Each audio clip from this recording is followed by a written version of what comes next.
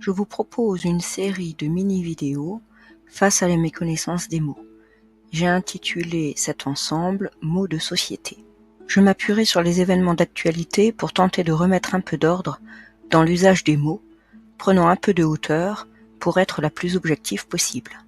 Nous démarrons aujourd'hui par les mots antisémitisme et antisionisme, après la publication d'une enquête relevant une augmentation de 74% des actes antisémites dans l'année 2018. Alors, c'est quoi l'antisémitisme et l'antisionisme? Le mot antisémitisme apparaît en 1879 en Allemagne. Il s'agit du racisme dirigé contre les juifs ou tout ce qui est perçu comme juif. L'antisémitisme vise les personnes qui appartiennent ou sont supposées appartenir à la communauté juive. Les cibles sont multiples. Un nom de famille, un prénom, des traditions, des modes de vie, une apparence physique, un métier ou tout autre signe considéré comme spécifique. L'antisémitisme développe des préjugés. L'antisionisme est un terme construit à partir de sionisme, une idéologie politique née au XIXe siècle visant à promouvoir la création d'un foyer national juif en terre d'Israël. L'antisionisme est l'hostilité déclarée à la création de l'État d'Israël. Si aujourd'hui l'immense majorité des Juifs soutiennent l'idée de l'existence de l'État d'Israël, ça n'a pas toujours été le cas. Avant 1948, un grand nombre d'entre eux se déclaraient antisionistes. Ainsi, critiquer les choix politiques de l'État d'Israël n'est pas de l'antisionisme, mais appeler à la disparition de cet État en est. Vous voyez donc que l'usage de ces termes nécessite donc une vraie connaissance de leur sens profond, au risque de proposer un discours totalement erroné. Mais alors, que dit la loi? L'antisémitisme est un délit puni, mais l'antisionisme est considéré comme une opinion.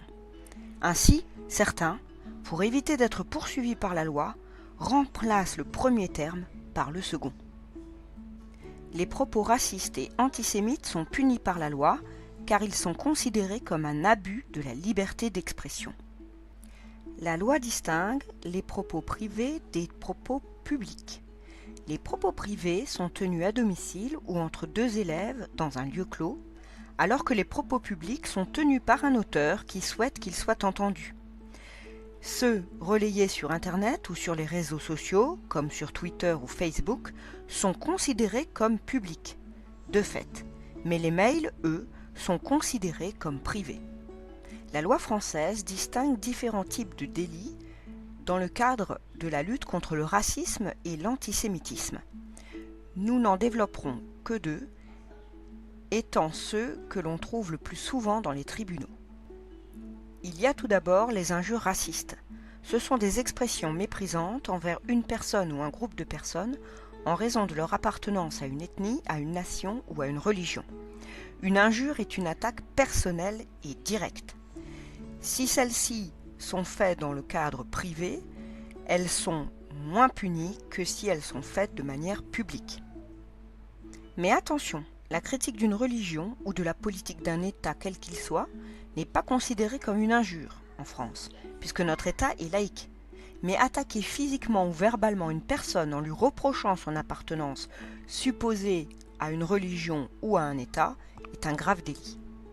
Le deuxième type de délit que nous évoquerons ici est la provocation à la discrimination, à la haine ou à la violence raciste. La provocation veut dire des propos encourageant la discrimination, la haine de l'autre en raison de son appartenance à une ethnie, une nation ou une religion.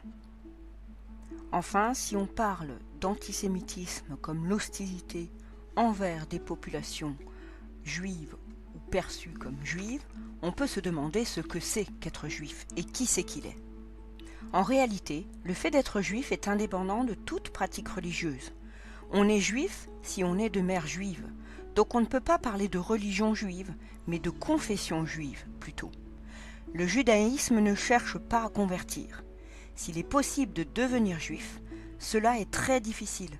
Il faut apprendre à parler hébreu, passer de nombreux examens, étudier de manière très poussée le Talmud et la Torah. Dans cette vidéo, mon objectif était de vous faire réfléchir au sens des mots, qui dans notre société hyper connectée, doivent être employés à dessein, peut-être encore plus qu'avant.